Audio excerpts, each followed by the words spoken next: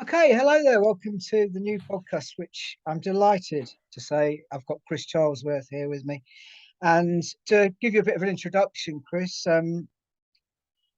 well, yeah, you have done so much that I want to ask you about, really. And you have met so many bands that have been like heroes of mine, essentially. And you have lived in orbits that I don't think most of us have been anywhere near. So that I find very interesting. So I'd like to really steam in straight away about that. But I always ask people about their upbringing a bit first, with particular regard to if you could take us a little through a little bit about growing up with regards to how you think it might have influenced how the rest of your life panned out, basically. Okay, well, I grew up in a town called Skipton in North Yorkshire.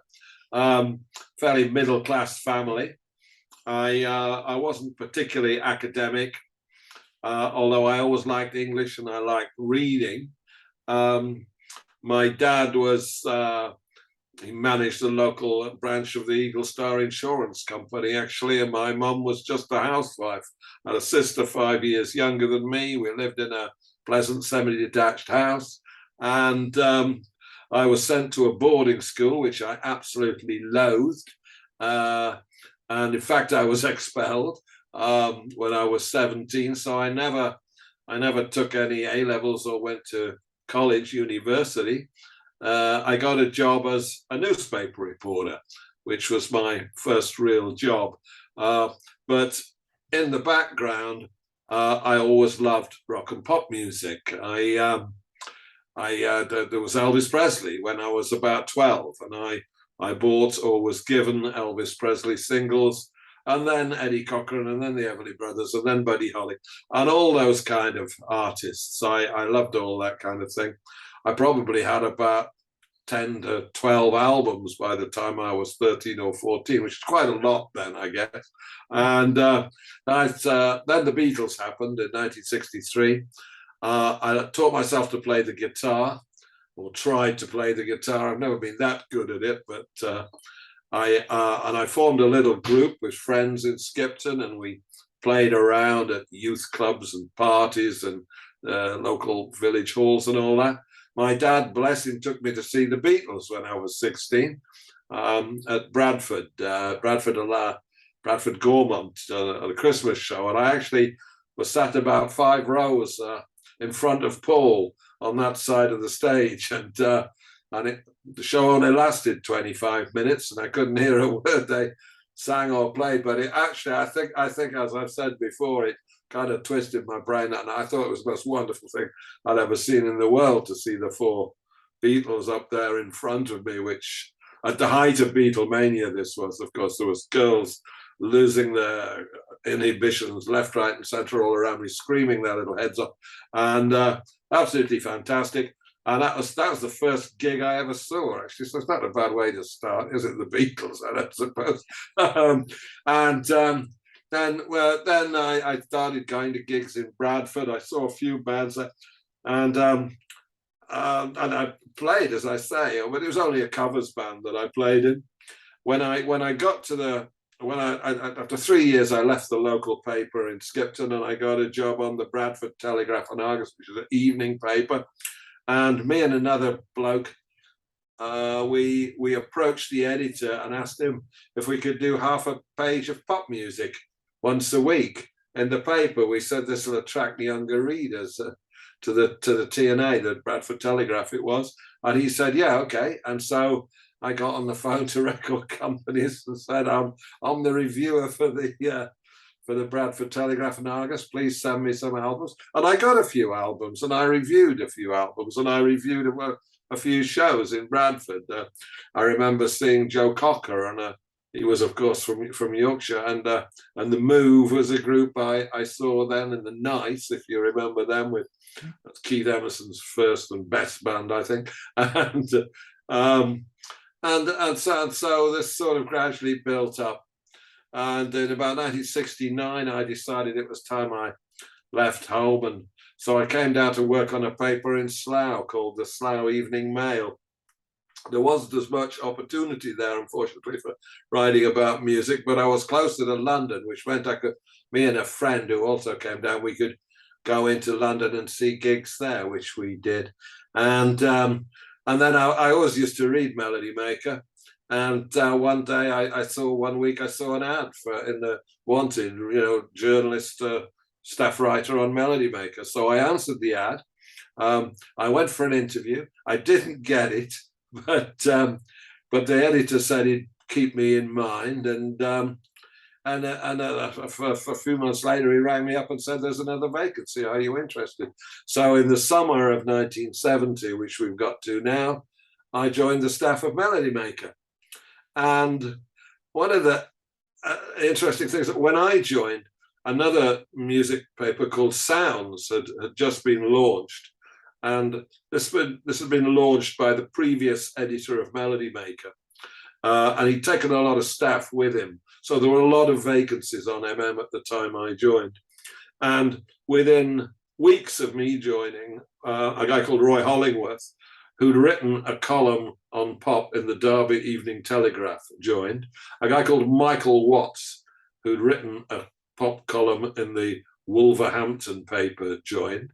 And as it happened, Richard Williams, who joined fairly recently, so before us, but he'd written a pop column in the Nottingham Evening Post, I think. So I'd written a pop column in the Bradford Telegraph and Argus. So it seemed that Melody Maker had recruited us all from the provinces because we'd written these pop columns in all these provincial newspapers. So that's how I wound up on Melody Maker. The editor was a guy called Ray Coleman, and I remember in his interview, he asked me who my favorite group was, and I said The Who, because I loved The Who. This had grown up as well. I'd sort of discovered The Who, first saw them on Ready, Steady, Go, like most people. And the previous year, I'd been at the Plumpton Festival. This was the National Jazz and Blues Festival, as it was called in those days. It was forerunner of Reading, actually. And I'd seen The Who live for the first time that summer in '69, just before the year before I joined MM, and I'd fallen big time for The Who. And this is what got me there, in fact. I guess it's a fairly logical sort of career development, isn't it? It's one that strikes me as quite one that was perhaps of its time, though, that everybody wrote for these local papers and then graduated to Melody Maker.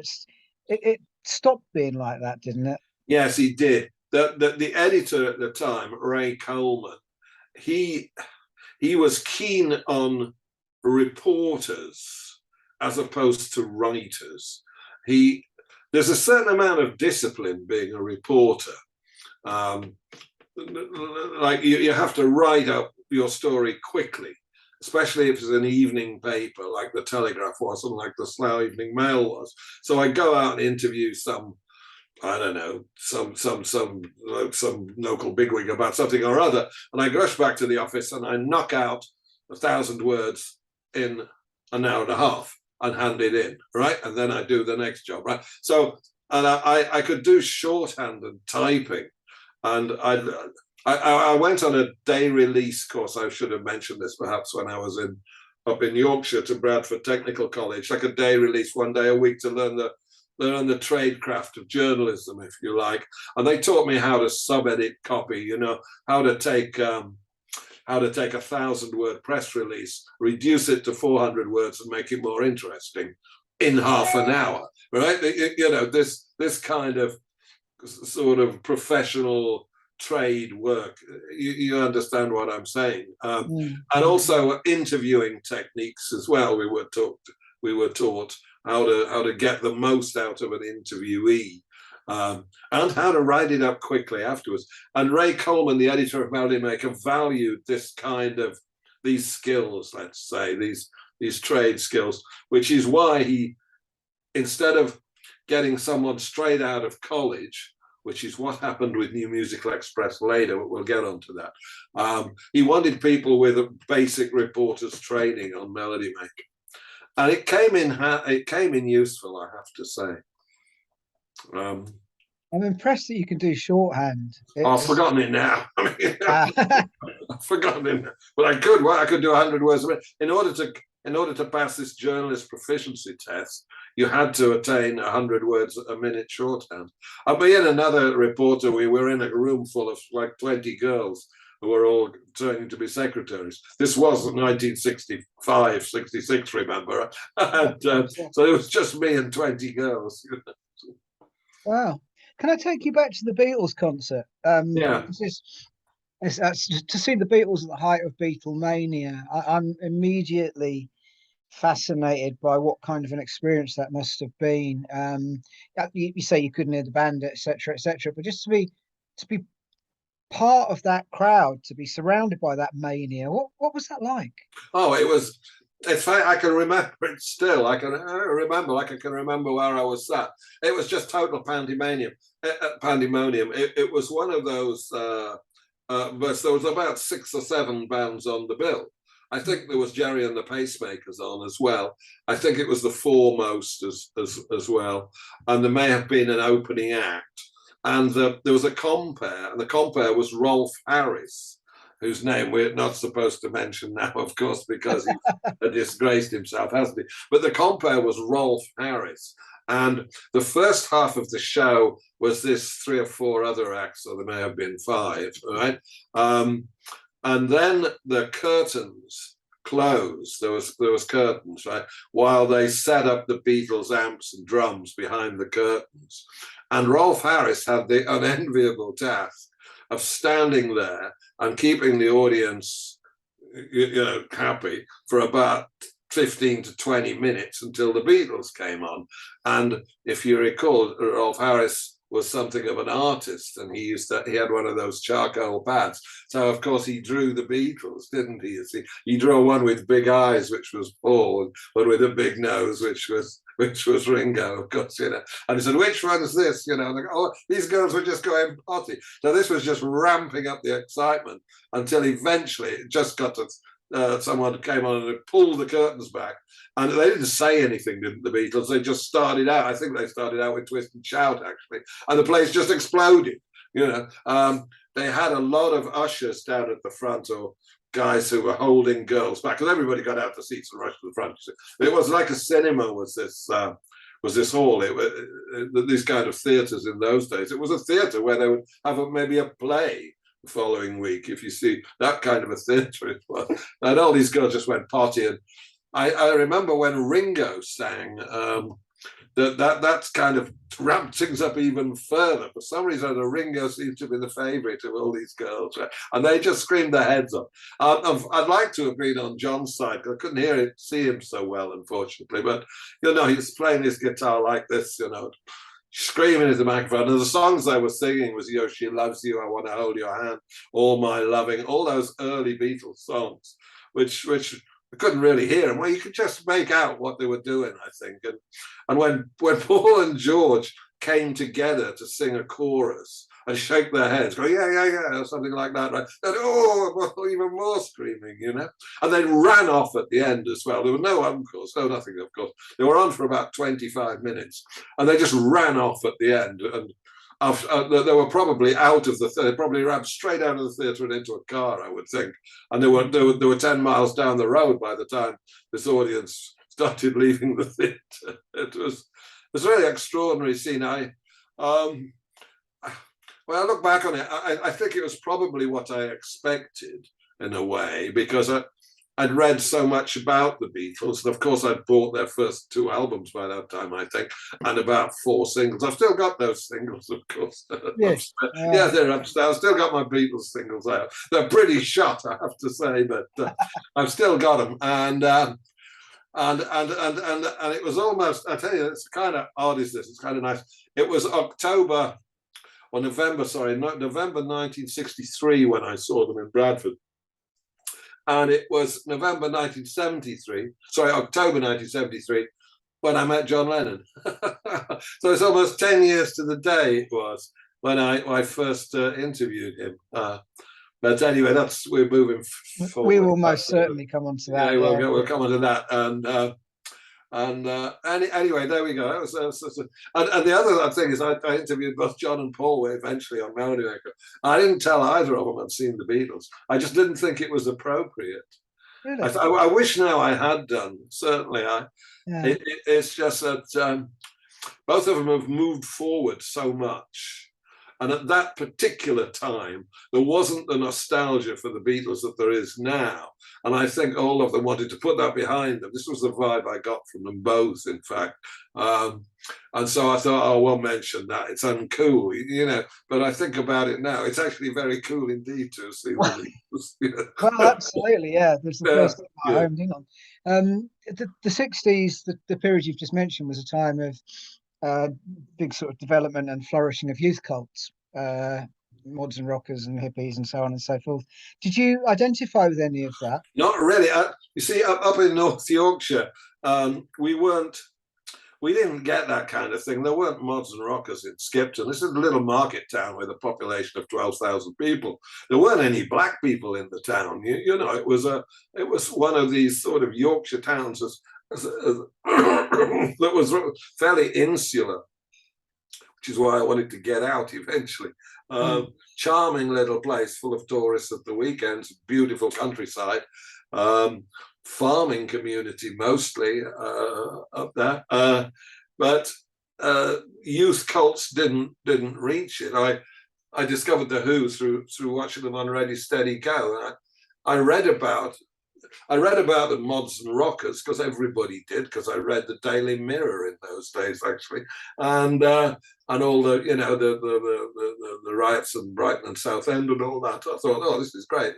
If I was anything, I was probably a mod, but that's because I had a suit with skinny lapels and a skinny tie. I suppose that makes me a mod more than anything else. But I didn't identify with youth cults because they didn't affect that part. They were, as far as I could tell, it was sort of big cities maybe, but it wasn't where I came from. Okay. So you joined Melody Maker then. How long was your hair when you joined Melody Maker? Oh, it was down here. Yeah. Well, it was within 6 months of joining Melody Maker. I had to have hair like it is now when I was on the regular newspaper, like your areas, you know. Newspaper reporters were expected to dress smartly, like bank tellers. So, you know, I wore a suit to work and what have you. But I soon started growing my hair, and eventually it covered my ears and hit my shoulders. I do have photographs of me like that, but I don't have them to hand, I'm pleased to say. Sure. I can remember my first day on Melody Maker. I actually put on I don't think I put on a suit, but I did put on a tie. And that was the only day I ever wore a tie at Melody Maker. It was the first day. I realized what an error it was. Were you nervous when you started there? Did you feel like you were moving? Yeah, I did, because I felt I didn't feel I knew enough. I thought I was winging it a bit. I mean, I got maybe by this time I had maybe 35 to 40 albums in my collection, and I knew Hendrix and I knew Cream and I liked the Beach Boys a lot. Of course, I got a lot of Beatles, Stones records, some Dylan, but I didn't have a huge record collection. And I hadn't seen a lot of shows, relatively speaking. I'd seen a lot of bands at that Plumpton Festival the previous year. As I say, I had a friend that went to Leeds University, and I saw some shows there, not alas the Who, but I remember going to see the Hollies there, and I think we saw someone else. It might have been Joe Cocker again. And but I'd maybe seen 6 or 7 bands live by that time, plus everyone I saw at Plumpton, plus the Beatles and that thing. But so I thought I didn't think I was a fraud exactly, because I knew I could do the job. But you see, there weren't such things as rock encyclopedias in those days either. So you couldn't really gen up. And when I wasn't that busy in the office, what I used to like to do was to go into Melody Maker's files and read their cuttings on bands. Where this is way long before computers, of course. And Melody Maker had really great files, research files on everyone from the jazz from the 30s right the way through the rock and roll era. And there was office boys, there were 2 office guys who worked in the office who weren't reporters, who cut up Melody Maker and NME and the other papers every week and filed everything away. So that if we were sent to go and interview someone, we could read all this before we went to interview them. And anyway, what happened on Melody Maker was within about 2 months. Ray Coleman asked me if I wanted to be the news editor. 2 months. Yeah, that's all it took. It's the old news editor was a guy called Laurie Henshaw, who was from the dance band era. He was in his late 40s, I think, and whereas he was pretty good journalist and what have you, he didn't know. He thought free was something he didn't have to pay for. You know what I mean? He had no real interest in rock music, and he lived in Brighton, actually, where you lived, and he went home every night to Brighton. He didn't go to clubs in London and hang out, and at the weekends he stayed in Brighton. He wasn't like I was grooving on this whole Melody Maker vibe, because all of a sudden I could go to the Marquee every other night. And I was introduced to the manager of the Marquee, Jack Barry, I think his name. And oh, anytime you want to come, just come in, you know. So you don't have to pay. That's the point, right? And I was pretty soon introduced to a club on Wardour Street, closer, called the Chasse Club, where lots of musicians and industry people hung out, right? And I think it was Chris Welsh, who'd been on Melody Maker for about 4 or 5 years, that I befriended, and he's introduced me to lots of people. So my social life suddenly revolved around the music industry, and this was fantastic, right? Because I didn't know anybody else in London, did I? And so Ray Coleman asked me to be the news editor, which meant I was responsible for filling the first 5 pages of the paper, and the page 1. Although everybody really contributed a bit, but I was supposed to collate it all. Well, I did. That's what I did. And so in those days, there was a lot of competition between Melody Maker, New Musical Express, and Sounds, and to a lesser extent, Disc and Record Mirror. There were 5 weekly music papers. And they had a combined monthly circulation of about 500,000 copies, which is extraordinary. They don't exist now, you know. And Melody Maker was actually the brand leader when I joined, and it stayed the brand leader until about 1974, when NME took over. By brand leader, I mean the highest circulation. Yeah.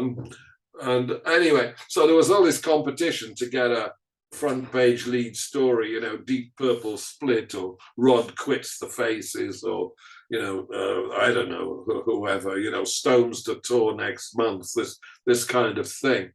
And that was my job, to try to get these news stories on the front page. And I did that for the next 3 years for Melody Maker. And it was great fun. I mean, it was hard work, because as well as doing all these news stories, I was doing interviews with people as well, and they were sending me abroad to see this band and what have you. And everybody sort of thinks, oh, you must have had a great life, you know, a great life. But we were supposed to knock out a couple of interviews a week. I was supposed to write all those news stories. I probably did a couple of show reviews, and Richard Williams used to dole out all these albums to review. Maybe I'd have 3 albums to review a week as well. That's quite a lot of writing. And then come Monday, the paper went to bed, as we call it, on Monday. By Monday at 6 o'clock, it had to be all finished. It went to the printers on Tuesday. And so that the news pages were the last pages which were finished. And so I had to do Mondays were hell for me, especially if I'd had a late weekend. Mondays were always absolute hell for me. Whereas Tuesday was such a relief. Tuesday was like a day off. Tuesday was like my Saturday, my Sunday almost. And I did that right the way up to the summer of 1973. And it was great. It was a fantastic job when I look back on it now. I mean, Ray Coleman, the editor, was quite a hard taskmaster, actually. He didn't expect. He got angry at us if we didn't produce the goods week in, week out, week in, week out. So it was hard work. It was fun work, but it wasn't. it was by no means the easy life that people seem to think it probably was. Of course, in those 3 years, I saw the Who, I don't know, 20 odd times, right? I got to know them. And I interviewed all sorts of people as well, and got to know people in the business. But what happened next was that Melody Maker decided to have an American editor based in the US. We were doing so well by 1972 that we had the money to fund an American operation. And they sent a member of the staff over to New York to live in New York in a flat that was paid for by IPC, which is the publishers of Melody Maker, and pay his expenses to live there, and just cover the New York music scene. In fact, cover the American music scene, such as it was, right? And the idea was that this job would be shared out amongst the staff. So someone would do it for 6 months, then someone else would do it for 6 months, then someone else, etc. And the first guy to do it was Roy Hollingworth, the guy from Derby who'd worked on the Derby Evening Telegraph. It was a great friend of mine. Roy, he's dead now, it's Roy. But anyway, Roy went out there and distinguished himself, did a fabulous job for 6 months. And he came back to the UK, and they sent my great friend Michael Watts over. And Watts, he did it for about 9 months, actually. And then they sent me over to do it. And I actually did it for 3 years. Now, what happened here is that around about the time Watsy was recalled and I went, there were some big changes on the staff. People left Melody Maker. Roy left, a guy called Mark Plummer left, and they had a lot of new staff. And the editor wasn't prepared to send someone new to do the American job. He had to be someone who'd been at it a while, who he could rely on. So I was sent out. At least this happened during my 6 months there, so they wanted me to stay longer, and I didn't complain about that because I was having a whale of a time. You also felt like you won the polls or something. Oh, it's brilliant. Oh, I tell you, John, it's like okay. First of all, they did a change, so they sent me to live in Los Angeles, right? And it's the second half of 1973. I lived in Hollywood, in a flat paid for by Melody Maker. They gave me a living allowance every week, and my salary was paid into a bank account in London, and I didn't have to touch it, right? And when you're one person from Melody Maker, then you get everything. If you think about how the Melody Maker staff in London got everything, every record to review, every concert ticket to review, all the great shows and everything, we expected that, right? And they were divvied out amongst the staff, weren't they? You know. But when you're one person, like I was living in Los Angeles, so I got a ticket for every single rock concert in the LA area during that 6 months. And all these record companies who were familiar with Melody Maker. And the thing I didn't mention was we were actually quite powerful then, because we were selling 200,000 copies a week. So they, you know, a good review in Melody Maker was good for someone's career. And so everybody was being sycophantic towards me and giving me this, giving me that, trying to bribe me. But it's not really a bribe if they give you a free concert ticket or a record. It's just expected in the industry norm. It was. So what would happen was that these record companies would ring me up saying, "Oh, Chris, would you like anything from our back catalogue?" Right? We'll send the catalogue over. So the guy from Atlantic Records sends out, "Tick anything you like, Chris," you know. And I haven't even got a record player yet. You know, I'm in this unfurnished flat, right? And I ring, I say, "I'll have 20 albums, you know, like everything, all the great soul albums, the Stax stuff that I really like, but all that kind of stuff, right? You know, but right the way back to the Drifters and what have you, and Ruth Brown and everybody, and Ray Charles. And I get all these records. I've nothing to play with. I haven't got the time to listen to them anyway because I'm really busy. So yeah, I had won the pools. It was like winning the pools, but I still had to work hard, because if anything happened in the LA area that I missed, I'd be carpeted, you know.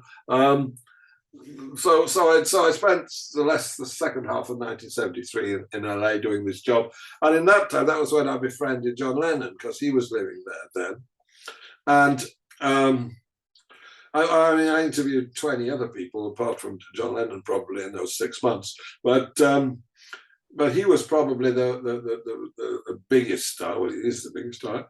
And the odd thing is, I met him in a bar accidentally, because a chap that was working for him called Tony King, who was his PA, I'd met Tony King before, because Tony King used to work for Elton John, which is another story, because I was the first person to give Elton John a rave review, but it goes on with this. But I saw Tony in this bar, the Rainbow Bar and Grill, quite famous place for a rock and roll hangout.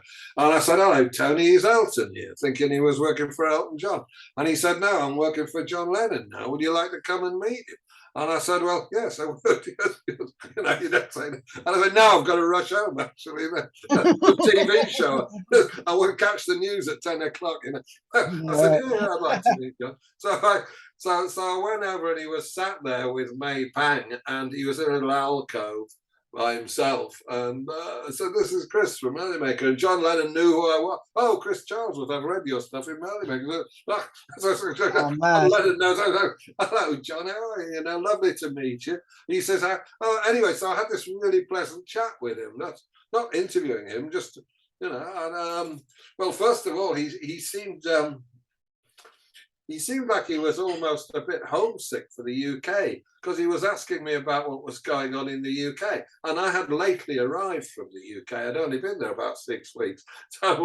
So he's saying, "Oh, how much is a pint of milk these days? You know, what's going on? Who's in the government? What is that? You know, how's the Queen getting on? Is she all right?" He was asking about the royal. Well, you met John Lennon, who knows? I mean, and then he says, "How's Paul doing?" Right? He asked me about Paul. Now, as it happens, I'd seen Wings twice by this time. You know, the group that McCartney formed in about 1971, 72. I'd seen them in Oxford in the UK, and I'd seen them in France when they had a launch. And so I could report on about Wings. He said, "What songs did they sing?" He was saying, you know. I said, "Did you do any Beatles?" I said, "No, they didn't." So I'm having this lovely chat with him, and I said to him, "Can I do a proper interview with you?" Because I hadn't got my tape recorder or anything with me. So I'd just gone there for a drink, you know. And he says, "Oh yes, call Tony, fix it up with Tony. Here's the number." Right? And Tony King wrote phone number down for that. He was living in a house in Bel Air with May Pang, which was owned by the guy that what's his name, the record producer, Ode Records, the guy that discovered the Melons and the Papas. I've forgotten his name. It's on the tip of my head. I can't remember. Anyway, very wealthy LA record producer, and God, I'll remember. It'll come to me in a minute. And he said, "Ring the house where we're staying and come round one day next week." So I did. Of course, I waited till Monday, called up, said, "Can I come round?" And Phil. So Tony King asked the fan. He says, "Yeah." John says, "You can come by tomorrow afternoon." So I went by tomorrow afternoon. I interviewed him by the swimming pool for about an hour and a half, and talked about what he was up to. He just made this Mind Games record, which was going to come out. I talked about that. I talked about his friendship with Phil Spector. I talked about his relationship with Yoko, which was a bit iffy, right? And I talked about his relationship with the other Beatles. He told me he'd been to see Fats Domino in Las Vegas and really liked Fats Domino. I asked him about current rock and roll, and he wasn't that keen on it. He loved reggae music, he said. What was it? Clean Up Woman. He loved that song. Who was it did that song? Clean Up Woman. You remember that? Anyway, I can still remember this interview. It's great. And he was really friendly and nice. And I think he might like me because I came from the north of England and he came from the north of England. So we had that in common, sort of thing. This was before he went a bit bonkers in LA, if you know what I mean. It was before he got into that scene with Harry Nilsson and Keith Moon and everybody in Ringo. So he was really good, and that was one of my big scoops when I was there. What was your relationship with celebrity? Because whenever I've met celebrities, I've always found myself hyper aware that there's little old me talking to somebody famous. I didn't sort of feel that way. I might do now. Funnily enough, this sort of cult of celebrity wasn't as strong in those days that it is now. Even though you'd think it would be with the Beatles, but after 3 years on Melody Maker, I had become inured to it. By this time, I'd interviewed McCartney in Studio 2 at Abbey Road, which is where the Beatles made all their records, right? I'd been on the road with The Who. I'd been on the road with Led Zeppelin, right? I went on some European gigs with them, right? And after a while, it's your job. So, But you must still notice. Also another thing is that access was much easier in those days. There was a good relationship between the press, certainly Melody Maker, and the musicians. We did not write about scandalous things. We did not write about their drug intake. We did not write about whether or not the drummer was shagging the singer's wife. We did not. There was no shock horror scandal Sun type horrible tabloidies reporting in those days. The national press didn't really touch popular music unless someone died or someone got divorced, right? They weren't interested in it unless there was a headline of something scandalous or controversial, with the possible exception of the Beatles. But by this time, even though I was fantastic talking to John Lennon, it had become my job. Do you understand what I'm saying? John Lennon just another geezer then to you? Well, he wasn't just another geezer. The bloke that cleaned the car at the car wash. No, he wasn't. But I was sufficiently confident by that time, speaking to rock stars and interviewing them, that I wasn't overawed by his presence. Right. And I think that was good from his point of view as well, because if I had been, I think John would have been a bit cynical towards me or thought another idiot. You know what I mean? Yes, I do. Yeah. I didn't feel, if I'd met Elvis Presley, I might have been a bit like that, I think, but I never did. And I was also incredibly nervous when I was briefly introduced to Bob Dylan, right? But that happened later. But only those two. But British rock stars, I sort of took it for granted that was my job to interview them, and this is what I'm doing. You know? And so, but getting back to John for a minute, this initial interview went well, and John liked Melody Maker. He used to write a lot of letters to Melody Maker. If he read something in Melody Maker where someone commented on the Beatles that he didn't like, we'd get a letter from him. He was a very big correspondent. He loved writing letters. And when I went to do this job in New York at the end of 1973. And when John moved back to New York later in 74, I interviewed him again. And I saw him at one or two events, socially, if you like. Well, it wasn't planned, wasn't this, right? I saw him at the Grammy Awards, and I saw him at someone's party. He was there, and he came up. Well, I went over and talked to him. Oh, hello, Chris, how are you? You know, something like that. And by this time, I was a bit cheeky. I asked him for his phone number, and he said he didn't know it. By this time, he'd got back with Yoko, and he said he didn't know it, but that if I sent a cable, which is like an American telegram, to this address, and it was the Dakota Building, something east West 72nd Street it was, I got this address. He said if I sent a cable to him saying, please call me, and put what my number was, he promised to call me back if he was in town, you know. He was as good as his word. And 3 times I did that. over the next 2 years. I didn't want to pester him. I thought that will never work, right? But I remember when he was having his problems with his immigration, I wanted to interview him about that specifically. And I sent him a cable and he called me back on the phone. He'd say, "Hello, Chris, it's Johnny Beetle here." So it's Johnny Beetle. And lovely. Eh?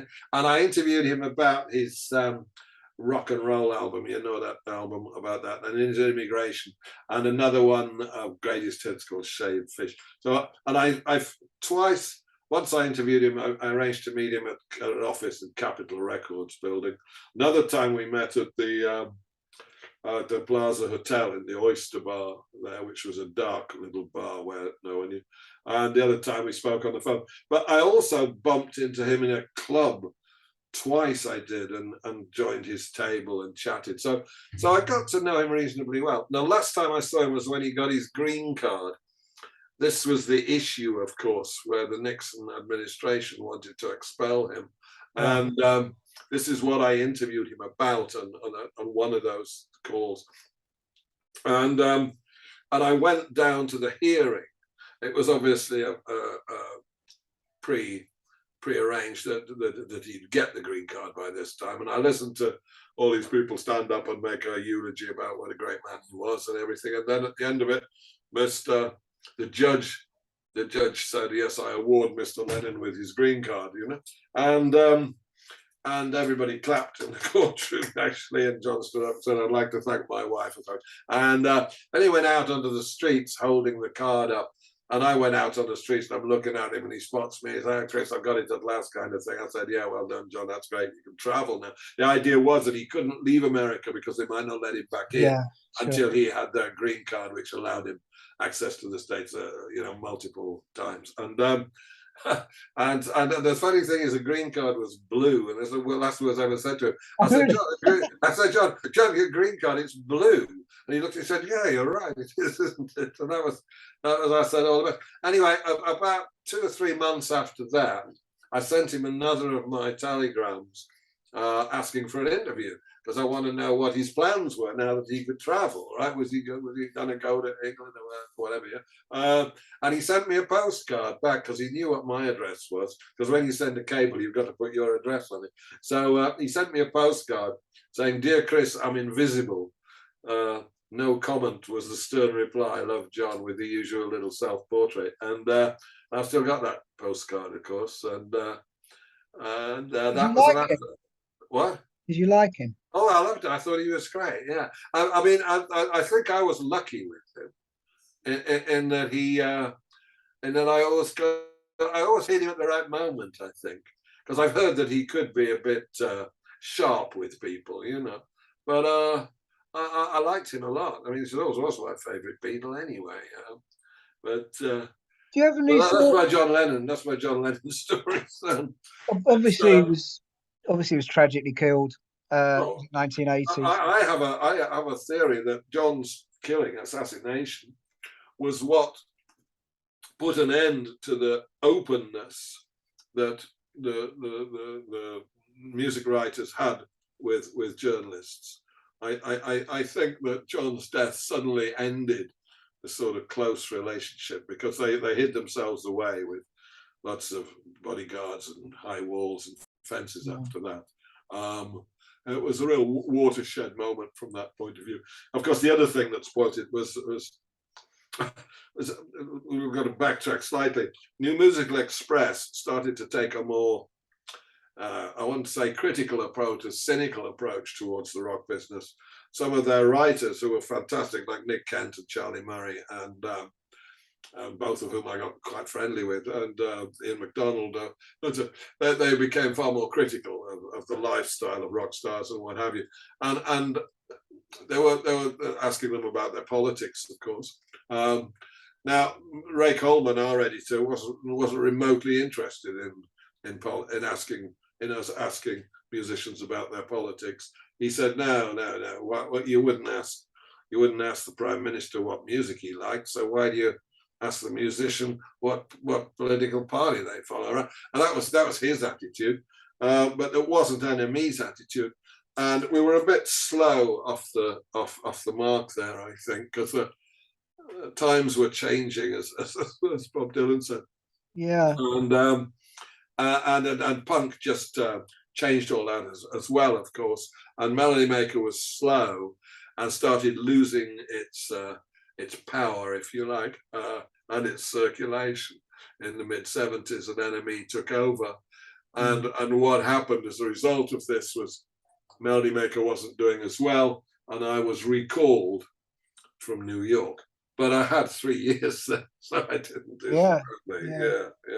I was going to ask you what you think would have happened if John Lennon hadn't been shot, in terms of what you think John Lennon, if you have any thoughts on John Lennon's career trajectory or his personal life trajectory might have been. Well, I know it's a good question, but it's sort of hypothetical, isn't it? Oh yeah, I mean, it's like I don't think that he'd have got back together with McCartney and started writing songs. I don't think so. I think they'd moved too far apart by 1980 when he was shot. I wasn't that big a fan of that. What was the album he put out just before he was killed? Double Fantasy. So yeah. I got it, but I didn't play it much. I don't know. He might have had a renaissance. I would hope he had, you know. But I don't really speculate about it. I don't think George would have wanted to get involved either, to tell you the truth. I only met him once, very briefly, actually, and I never met Ringo at all. But when I was younger, being of a sort, okay, when I was younger, glam rock was the first thing that really kind of. As a very early teen, I suppose, and then punk happened and so on and so forth. The glam rock thing, though, at that moment, I would have probably been more impressed by the fact that you were sort of hanging around with Slade than the Beatles. I suppose. Oh well, Slade's another great story of mine. Actually, although the reason I like Slade was because they were so good live. There's no doubt about it. That's what turned me on. I met Chas Chandler, the manager. Famously Geordie manager. I like who much these Slade. Breath of fresh air, man. Mr. Calling. I met him because he was managing a guy called Steve Ellis, who used to be the singer in a band called The Love Affair, and I was somehow assigned to go and interview Steve Ellis, and I went to Steve Ellis in his office, and Chas was there, and I got talking to Chas because I was really interested in him because he managed Hendrix, of course, didn't he? And I tried, and Chas said something about, I'm managing this new group called Slade. Do you want to come and see them? And I said, oh, were they the skinhead mob? You know, they would Slade had the skinhead mob, right? And he said, yeah, but they're changing that now. They changed concept. So I went to see them in this little club off Regent Street. There's about 10 people in the club, and they were playing, and they were so loud, crikey. This was before they had any hits, before they were on Auditora. But I thought they were fantastic live, and I wrote a little, caught in the act, as we called it, review of them. And one thing led to another, and I got on well with them. And I started writing. Well, probably no one actually wrote more about Slade, in fact, certainly in Melody Maker, than I did, or anywhere else. I thought and play about, 15, 20 times over the next 3 years. I followed them right the way up to the big show they did at Earl's Court. The following week was when Don Powell was in that terrible car accident, if you remember. And this kind of really took the wind out of their sails, and was kind of a climax. Well, it wasn't really, but because they carried on, of course, and there were other good things that happened, but that was the height of their sort of powers. And they were, I liked them. I in those days, I had a flat in Bayswater. And whenever Slade came down to London to do Top of the Pops, they used to stay in a hotel near Paddington Station called the Hotel Edward. They were very, very canny with their money. They wouldn't stay at the Hilton or the Dorchester where you'd find Rod Stewart and Mark Bolan hanging out, right? They wouldn't go to the Speakeasy Club or the Revolution Club because the beer was too expensive now. This is when they got number ones, you know what I mean? They still stayed at this Hotel Edwards, you know, and it was like Noddy and Jim in one room and Dave and Don in another, and a couple of the roadies in the third room, right? And you could get like a chicken dinner for like 10 bob, and the bar was really cheap, right? And I'd go around to see them there in this bar, you know. And this is amazing. This is number one, just on top of the pops, right? Squeeze me, please me. Come on, feel the notice. And they're in this little cheap hotel, right? And they'd go, Chris, all right, we don't want to spend all that money now, you know. And they still lived at home with their mums and dads. And Swin there only said, come on, lads, now we got to get up tomorrow. We got to get in Bristol. Then we got one in, you know. And that because they worked really hard in Slade. This is something you have to do. By the time they became popular, they had done at least 1,000 shows because they were popular in the Birmingham, in the Wolverhampton area, and they do 3 shows a night in pubs, right? And the same 4. So in many ways they were like the Who in that respect, because the Who did more shows before they became famous than Led Zeppelin did in their entire career. And the same with Slade, really. By the time they had a hit with, what was it, Get Down and Get With It, the first hit, they'd done, I don't know, they must have done at least 1,000 shows in the Wolverhampton area. And they started to expand outwards. They'd been up to Scotland, and just as a live act, people went to see them because they were really good. And I remember Jim Lee, who I'm still very friendly with, telling me when they first went to do Top of the Pops, they had all these naff bands who were like studio bands almost, who had formed because it had a hit, you know, and they're taken into the studio. And Jim Lee said, I looked around at all this lot and I thought we're going to rule it. Oh, Chris, we're going to rule it. So, he says, they were so crap, I couldn't believe it. They were so fucking rubbish for these bands, I couldn't believe it. They couldn't play for Tuffy. Right, I've been playing for 5 years we had, you know. They were great. I really loved Slade, still do actually. It's such a shame that they've all fallen out.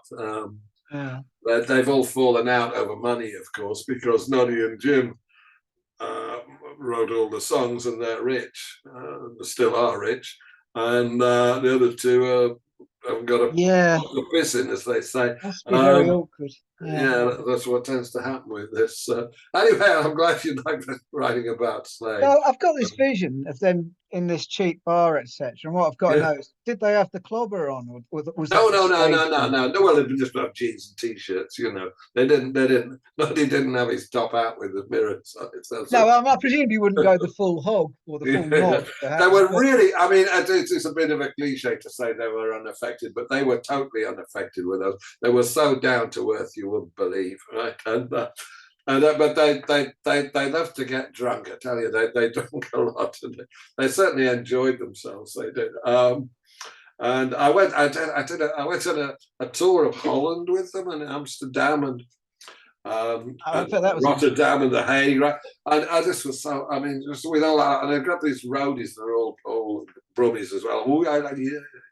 It's like go around, and of course there's we were staying in a hotel in Amsterdam called the 13 Balkans. Can you believe it? A cheap hotel, and everybody's like 2 to a room or 3 to a room. You know, none of these posh hotels or anything with them.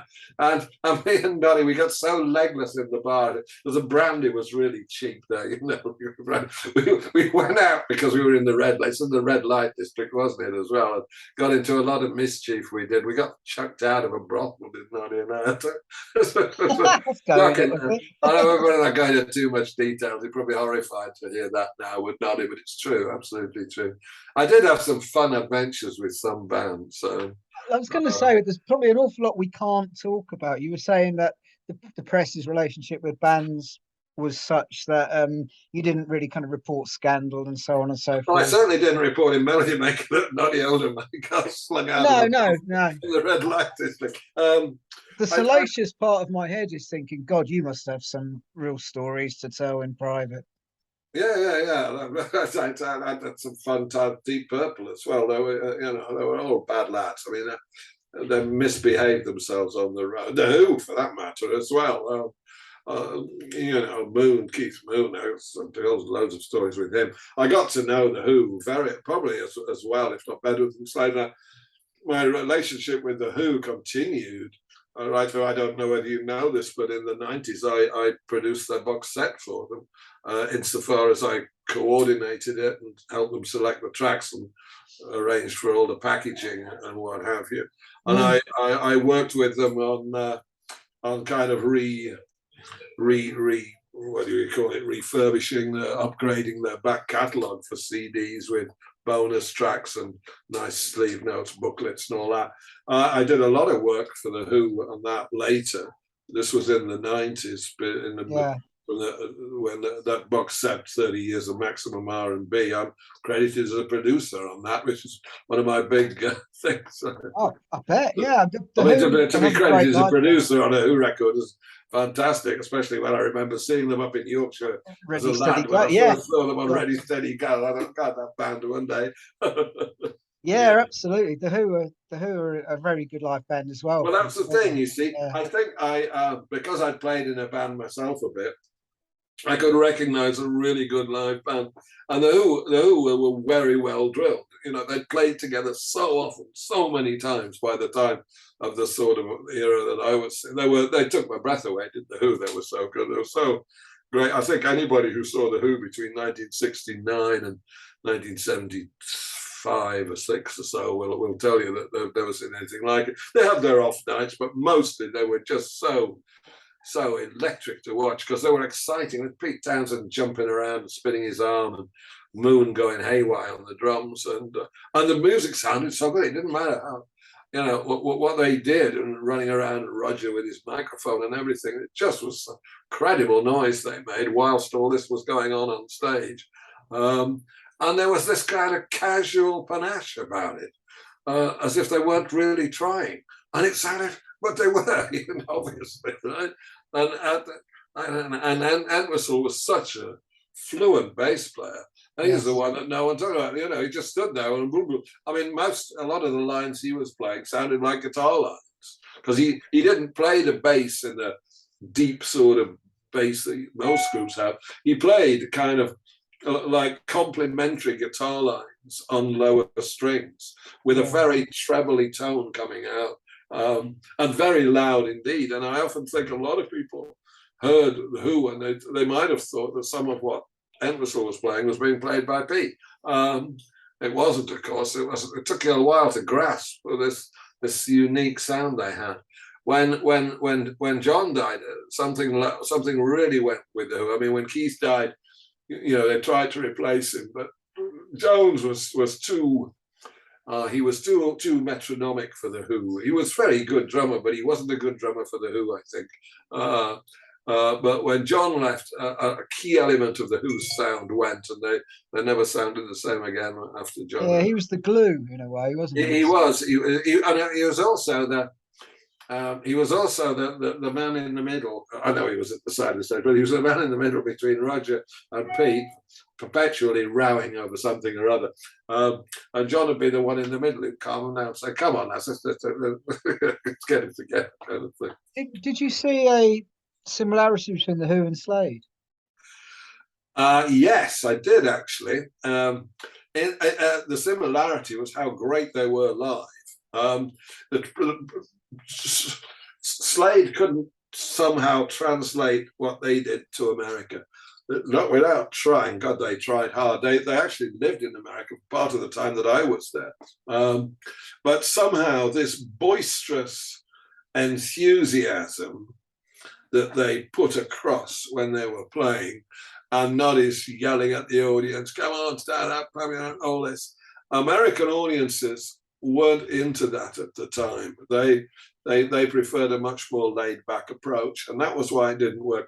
It might have worked later, because I look at Bruce Springsteen and I see the way he gets his audience going, and I think, God, that's very much like what Noddy Holder used to do. Um, I mean, Springsteen's band is so well drilled and all that. They're better well drilled than Slade were, but Slade were very well drilled, you know. And there's more of them, so it's a bigger, fuller sound. But I've seen Springsteen quite a few times, and in many ways, I think that he's adopted. He probably never saw Slade in his life, but some of the way he's a showman is a bit like how Noddy was a showman, I think. Right, yeah. I was going to ask you something else about the Who.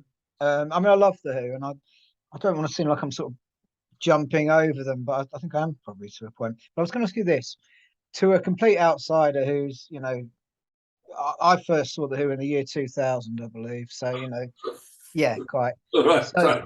so what I'm really curious about is how they go from, like, I can see for miles with the kind of neatly coiffed hair and the sort of swinging London look and all that kind of stuff, to when they're at Woodstock with the sort of the long, with Roger Daltrey's long curly hair and his suede jacket with all the kind of bits on it. You were exactly at the right age at that point to hopefully to be able to tell me what's going on there. Was this mods transitioning into hippies, Well, or what? to tell you the truth, Roger's hair was growing a bit during 1968, which was after I Can See for Miles. I Can See for Miles was on Sellout, wasn't it, at the end of 67? And it was more of a gradual transformation that you just implied, I think. But also the fact that Townsend didn't want to stand still. The other three had to be dragged screaming almost. But Pete was the seeker, you know, he made us uncle the seeker, didn't he? He was always looking for something new to do and did not want to be standing still. And so it was him that pushed them forward towards Tommy, and then who was next, which was a concept in itself, that the concept got lost along the way. And then Quadrophenia. Pete didn't want to stand still. The other three would have been quite happy to be a professional rock band, knocking out the hits all the time and almost on the oldies circuit, but not quite, you know. Whereas Pete was always looking for something different and was a kind of a visionary in them, and that's what dragged them forward, if you like. I often think that Pete would have happily ended the Who and gone off and does his own thing after Who's Next, or after Quadrophenia anyway. But he felt a sort of loyalty to the other three. Also, of course, you have the disparity in the earnings because Pete wrote all the songs, so he's vastly wealthier than the other three. And he knew that the other three were pretty good at putting his songs over, so he felt a loyalty to them and kept the show on the road. The other aspect of the Who, which I think probably most people don't know about, is that they had an absolutely disastrous record deal. When their first three singles and their first album were produced by a man called Shel Talmy, and they had to get out of the deal because Shel Talmy was making more money than the individual members of the Who were, and he signed them up for 6 or 7 years or something. They had to get out of this deal, and in order to get out of this deal, they had to give Shel Talmy an override of something like 7 or 8% on all their records, up to and including Who's Next, right? And so it meant that this old producer who never even spoke to them after Substitute in 1965 was making more money out of the Who than they were, right? And they were ripped off by their managers as well. Kit Lambert and Chris Stamp took 50% of their earnings. So that's one of the reasons why they became so good, because the money they made on the road was theirs. They didn't have to give it to Shel Talmy. But the money they made from records, so much of it went to other people that they didn't make anywhere near as much money as they should have done. And this is one of the reasons why the Who kept going, if you know what I mean. Whereas another group like Led Zeppelin, they owned everything themselves, and they had a really strong manager who made damn sure that no one ever ripped them off, right? Otherwise, he'd kill them, right? And so Led Zeppelin, who didn't work anywhere near as hard as the Who, got much richer much quicker, right? So the Who had very bad business advice until Lambert and Stamp were ditched, but they still had to pay this money to Shel Talmy, had to for years and years and years. they don't own the masters of my generation, the first 3 singles or the first album. When Townsend produced Substitute, they did it without this producer and stuck it out on somebody else's name. They just broke the contract with him, which put them in a very bad position with negotiations. I mean, this old business stuff about the Who I didn't learn until quite a bit later, of course. But what happened was, after I left Melod Maker in 1973, 1977, before I came back to the UK, I went to work for an American company called Sir Productions that looked after the Who's American affairs. And I worked for them for about a year before I came home. And during that time, I learned a hell of a lot about the Who's business affairs. And so I knew a lot of stuff that I've actually written about this on my blog, and it's appeared in various Who books now, so it's not a secret that the Who had a disastrous career from a financial point of view. I mean, it's the chronic thing is, I mean, John Entwistle especially was very resentful about this. He'd look at me sometimes when I saw him in the 80s and he'd say, fucking you're under your own richer than me, and things like this. This is probably true because I had a better business deal than the Who did. Anyway, that's all by the by. I'm getting into all sorts of stuff now. I'm curious. You've got a great overview here, Chris, because you've sort of been friends with a lot of successful bands. I mean, successful on a level that most people haven't been friends with, so to speak. And you've seen all this relationship between creative people and money. And I'm quite curious as to what you think about that, because you see, the way I look at it is, I look at it as rock and roll came from the blues, which in turn came from African shaman music, and it was only really when kind of Elvis hit the scene that money got involved. And when Elvis did hit the scene and money did get involved, there was such a lot of money that these things, as you've pointed out on more than one occasion here, you know, tears creative people away from their creative relationships, and they focus on a different dynamic. Yeah. What do you think about all that? The relationship between music, success, money, creativity? Oh, well, okay. Well, it's generally accepted that money. What can I say? The best artists, they make their best work when they're hungry, and I think that was perhaps certainly true for the Who up to Quadrophenia. Anyway. It was certainly true with Led Zeppelin. Their first 5 records were much better than their last 5. The other thing is they work much faster when they're hungry, and I've long believed now that you can make a great record. You don't have to be in the studio for 6 months to make a great record. You can be in there for 6 hours and make a great record. And often the record they make in 6 hours is better than the one that takes 6 weeks to make. And the reason they're in there for 6 hours at the beginning is because they can't afford the studio time. So once they can afford the studio time, then they can afford to keep changing it, and so it's not so much laziness as a kind of there's no hurry to do. You know what I'm saying? It's I can't think of the word. It's a sort of a they don't even get sloppy. It's what to get back to your original point. What I'm saying is there's nothing like the need to create, to inspire you to create, right? The urgency, John, I suppose. Yeah. And it's very few artists that manage to overcome this. If you have a look at the catalogues of most, what you might call heritage rock stars, they go off the boil, don't they? After about 5 years. It's only a few, like I know Dylan's done well, Neil Young's done well, kept going somehow. It takes a particular type of artist, I think, to keep producing work of merit throughout their career in the rock field, anyway. And so it does corrupt. Money certainly corrupts, and it corrupts artistically as much as, you know, corrupting morally, if you like. I think it does. Yeah. I mean, Townsend's told me he's lost the ability to write a 3-minute pop song now. He can't do it anymore. Whereas once he'd churn him out, loads of them, didn't he?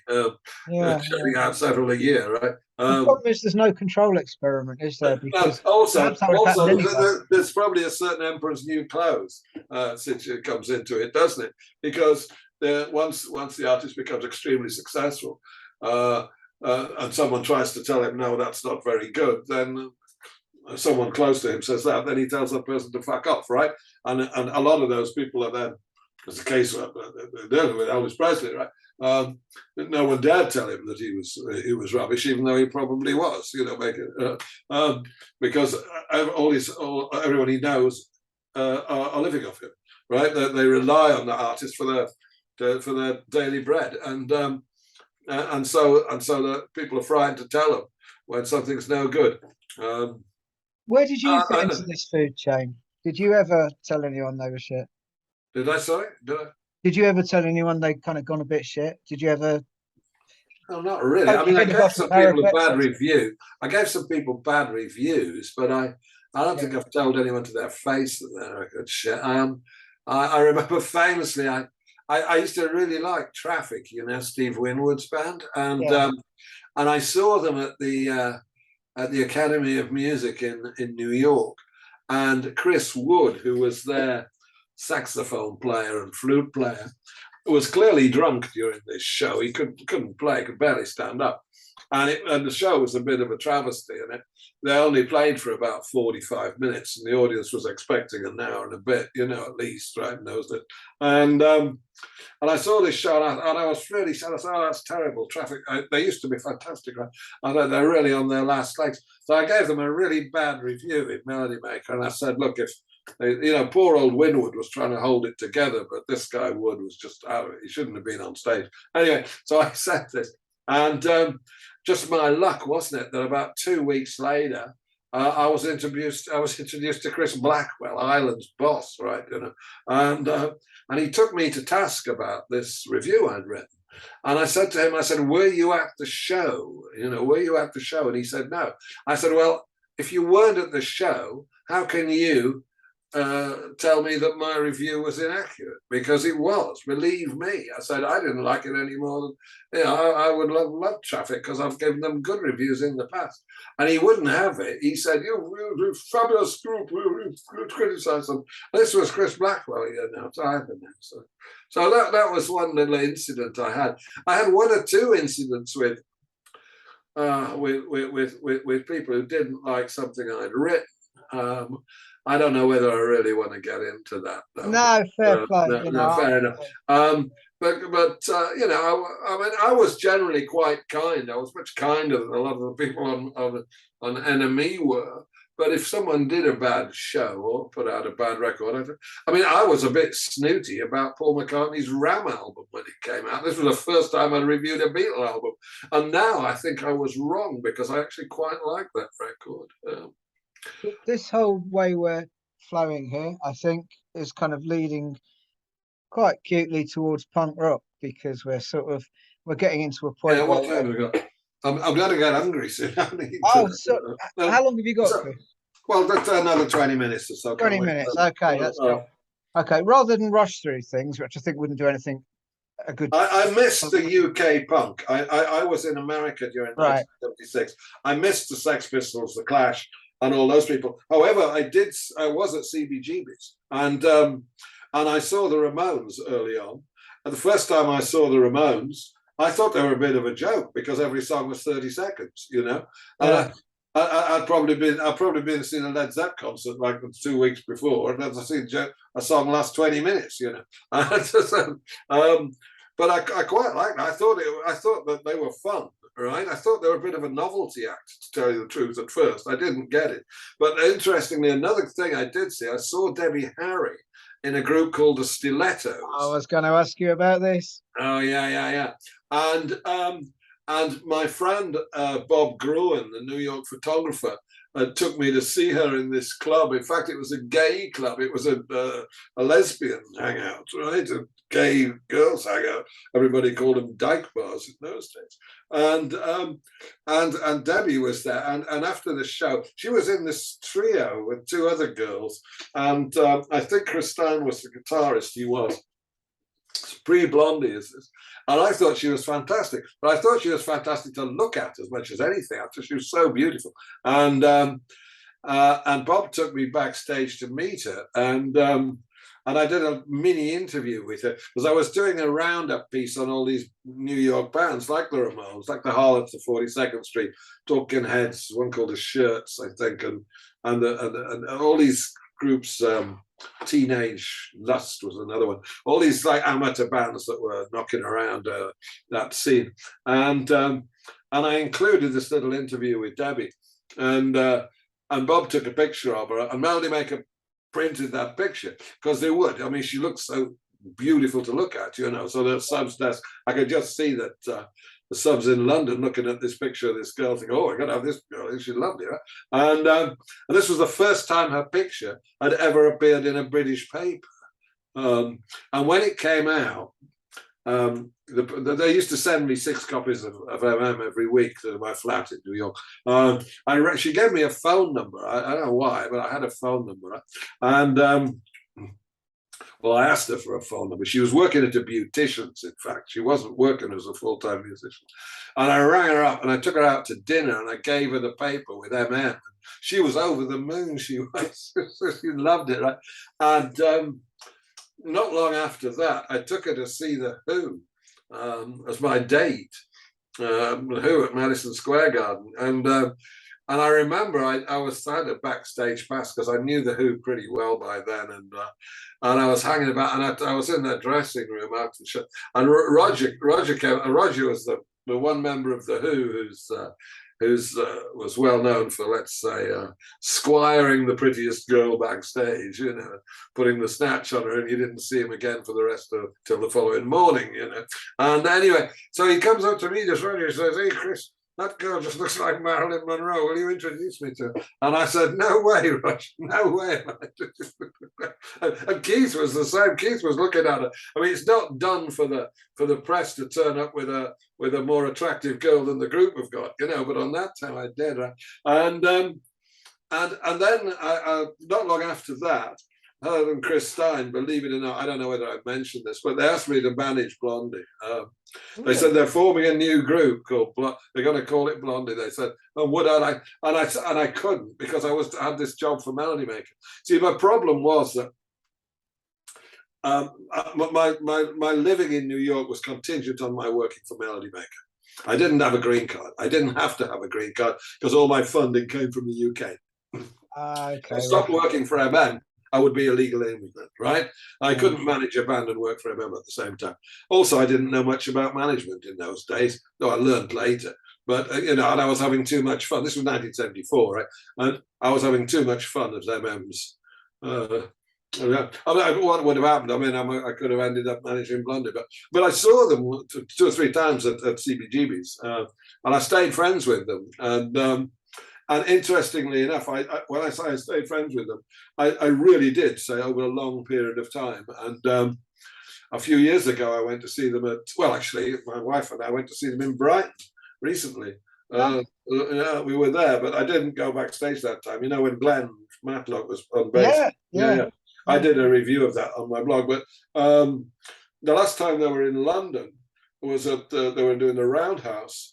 And I went there, and I went with my wife, and Debbie knew me. "Oh, Chris, great to see you again," you know. And Clem, the drummer, and I took my daughter along, right? My daughter Olivia, and she got on like a house on fire with Debbie House. Because I introduced Olivia, my daughter, to Debbie, and Olivia's quite sus, you know. She wasn't going to be like you know, 2 stars in her eyes kind of thing.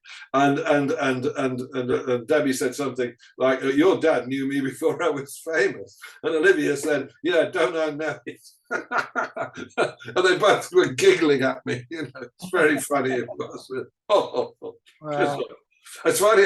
They're talking of this, and Bright and I, Townsend put out a book, a novel. What was it called? Sort of Floss or something. What was it called? I don't know his novels. It was about 2 years ago, and I interviewed him in Brighton at a church hall because the publishers of the book wanted people. He was doing a I know the one in Kemp Town. Yeah. And I interviewed him. I took my son along to that and introduced him to Pete. And it's really nice to be able to introduce the children to rock stars. And with Sam, that's my boy. And I knew that Pete was really into dogs, right? He's always had lots of dogs. He's always had a lot of dogs. And my son, we had a dog then, and Sam really loved our dog. So I said, ask him about dogs, Sam, And Pete Townsend and my son nattering away about dogs. It's just lovely, etc. Forget music, they're talking about dogs. In fact, Pete would much rather talk about dogs, I think. What was the meaning behind Tommy, Pete? Shut up. Great way in with celebrities, isn't it? To talk about something that's nothing to do with their celebrity. Yeah, absolutely. It's great. Yeah.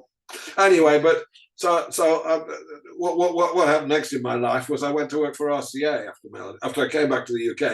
And this was when I worked for David Bowie, and I was his PR for 2 years at RCA, right? And then we need a day for this interview. Jeez. I know, but I'd already got to know David. I'd interviewed him for Melody Maker, hadn't I? There was the White Light, White Heat tour, the Station to Station tour. I went on a few dates on that and did a story about David then. And we were in Detroit, and I've heard this said. Madonna has given interviews that said the first ever rock show she ever saw was David Bowie in Detroit in 1975. I've got the bootleg of that gig. I was in the show. She should have been sat next to me for all I know, Madonna. And that was when David was a fantastic interviewee because he lied. He made things up, and it was great. Townsend did the same, and they knew that Townsend and Lennon and Bowie always knew how to work the interview, if you know what I mean. They knew how to get a headline. And David told me he was broke, right? She obviously wasn't, but he said he was broke because of the fallout from DeFreeze. And that he was, the only reason he was on the road was to make some money because he didn't have any money. So this was like a great story, wasn't it? David, I'm broke as the headline, But he was a wonderful person to it. Did you ever meet him? No. No, he was really gracious. He was so well spoken and so cultured in all ways, not just music. He knew about books and plays and films and art, and as you know, probably. David was the sort of person. Before the interview started, he'd start asking you questions. He'd say, "Have you seen any good record? Have you heard any good music lately?" He wanted me to say, turn him on. You know what I mean? That's why he was cultured, isn't it? Have you read any good books? He'd say, right? And if I had, I'd tell him. He'd say, "Oh, do you think I'd like it?" No, I don't know. But so, because I'd met him a little bit at industry events before that. Anyway, then I ended up at RCA Records as a chief PR, which was not a job I liked, I have to say. But the best client was David Bowie, of course, at RCA. This was round about the time of. He put out a live album in 1978, and then Lodger, and then Scary Monsters. It was that period, right? Yeah. And I was responsible for doing whatever press he wanted to do. That also coincided with him being the Elephant Man on stage. And I took some journalists to Chicago, where the Elephant Man opened before it went to Broadway. I actually saw him play the Elephant Man 3 straight nights. And I took a guy from Enemy and a guy from the Sunday Times to do a story about him at that time. And then shortly after that, he left RCA, went to EMI and put out Let's Dance, of course, and I never saw him again. But I really liked David. I thought he was just a great person to chat with. And I know he didn't suffer fools, but, he was such a polite man. At least I don't know, he got other people to do the impolite stuff for him by then, of course. But when you met him at something, he was so well dressed and well spoken and well groomed. And in that, he was almost a work of art in himself, I felt, was David Bowie. And, just a I'd love to. I never really hung out with him as such, but I would love to have got to know him Did you better. not know him in New York then, or was that Well, I time of did. study? I saw him once or twice, and he knew who I was. I actually have a famous photograph of me and David sat at in a club somewhere where photographers snapped us chatting away merrily, which was rather nice to have. Um, but when I did that long interview with him in Detroit, and I remember Iggy was in the room as well for some of the time, and he told Iggy to bugger off because he wanted to talk to me at great length. He's chain smoked. Oh God, did he smoke? I never saw him without a cigarette. And it was Disc Bleu as well, as you told. He was smoking the strongest possible cigarettes, and 20 of them a day at least, right? One after the other. That's what killed him, I think.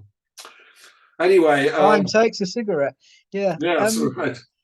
Chris, Anyway, so that's I that. know, And I then, know. and then after You've that, been I a came back to the UK. After I left RCA, I took voluntary redundancy. I wrote a few books, and then I joined Omnibus Press. And I spent the last 30 years of my career as the managing editor of Omnibus Press, which is when I met you doing the Crest book, of course, right? Absolutely. And now you do a blog. And And now I do I a am book. an avid reader. You have a look at Just Backdated, yeah. I read every post. I think it's Oh, right. absolutely Okay. fascinating. I mean, I just do that for fun, really. It's my Yeah. daughter turned me on to that. She said, Olivia said, Dad, you're always talking about this, like I've talked to you, but I don't always do it. But sometimes I've told the kids about it. She said, you should do a blog, write all this on your blog. So Olivia was, well, high tech. My daughter now works for Apple. She's very high tech. Really? Yeah, she works for Apple Which in Los Apple? Angeles. What? The Mac company, Yeah, Steve Jobs. the Mac company. Yeah, Right, not the Beatles company. No, the Beatles company's long gone, isn't it? Yeah. But no, she works. She's in LA. My wife is American, so my kids have got joint nationality. Right. So they got two passports each. Wow. I was like, what happened? You actually get two passports? Yeah. I And didn't know when that. they're born, you can apply. You get a social security number, so you can just go work in America. They can. Cool. Yeah. Listen, Chris, I know you've got food to eat, haven't you? There's so much we didn't cover, but there's so much we did cover, and I'd like to thank you so much. Well, I don't want to Everything you've said is fascinating, but I'll tell you what, for me, as a teenager who had a Debbie Harry poster on my wall, you will always be the man who went on a date with Debbie Harry. You've probably seen the pictures of me and Debbie. Yeah. If you look at Blondie, they're on there. Yeah. If ever anyone says, "What do you know about Chris Charlesworth?" I will say, "Well, get this." I took impressed. Debbie when those Melody Makers came through, and I showed her a picture. She was so excited. She was, and I took her for a meal in a Japanese restaurant. She'd never had Japanese food before. She loved that as well, and I paid like a good date would, And but she was already started a relationship with Chris Stein, so any overtures on my part in that direction were not going to work. But I had that in mind, obviously. The difference between my poster on the wall and your dinner in the restaurant is still quite a big chasm, isn't but it? no one knew who she was. She wasn't famous. So No, of course. Chris, anyway. Thank you so much for your time. This has been absolutely fascinating for me and really interesting, and I hope you've enjoyed it. Yeah. I'm talking about myself. I've got my EU T-shirt on today. Yes, and absolutely great. Yeah, if I'd have seen Debbie Harry, my face would have been like a face with all those stars around it, I think. Yes. So, I've got very strong feelings about leaving the EU. I have. So have I, and I'd be more than happy to discuss all that with you at some point as well. I've just come back. I think I told you I was going away. I've just come back to Vienna. Yeah. My sister that lives in Vienna. I stayed with Lisa and my wife, and I stayed for a week with Anne and John, her husband. But Europe's brilliant. Why would we want to leave Europe? Well, I don't. Yeah. I don't either. And as far as I'm concerned, I'm a European, Me too, mate. Me too. Yeah, absolutely. And it's going to be a catastrophe. I can see it. It's piling up. The problems are piling up now because they didn't think before they left. And Johnson lied like he's a trooper, and absolutely appalling state of affairs. And in 10 years' time, we'll be begging to get back in, I'm sure. Right? And there's no American deal. You see, like Biden's told trust to fuck off, essentially, right? So this whole big American deal, that's going to be like, well, we got some, like, I don't know. It's hopeless. All right, well, Jared, nice to talk to you. And you too, Chris. And we'll do it again someday. Maybe. Yeah, absolutely. I'd love to. Okay, I take mean, I care, can mate. talk Thank you so about what much. it was like running omnibus press. No, quite. I'm about halfway through here by my reckoning. So, but it was a Okay. great half. It was a great Okay. first half, as the football commentators might put it. Okay. All right. Well, all right. I'm a bit hungry. I haven't eaten anything since lunch. It's getting on for Cool. 9 o'clock. So Thank you for your time. I think my son's made me some fajitas. So, Cool. so All all right. right. Great to Cheers, talk to you. Chris. Okay. Thank you. Cheerio. Bye bye.